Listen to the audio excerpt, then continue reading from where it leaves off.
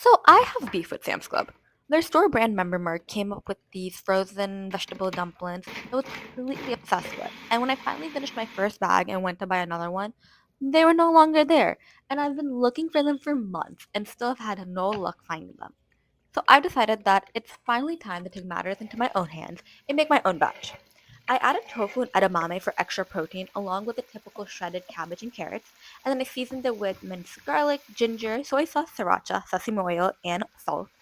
And then came the interesting part, folding the dumplings. And honestly, kudos to the chefs at dim sum places because this stuff is difficult.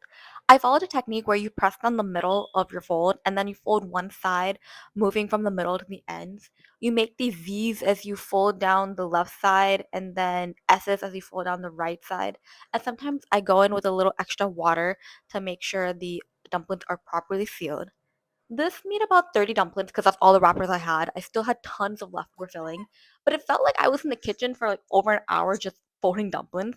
I set some dumplings aside to cook while I placed the rest of them on a baking sheet and popped them in the freezer to completely freeze before I transferred them into a huge Ziploc bag. I love pan frying my dumplings, and I do this by heating up a pan with oil. And then once hot, I add in the dumplings flat side down and add in about a quarter to half a cup of water, depending on how many dumplings I'm cooking, and you cover the lid.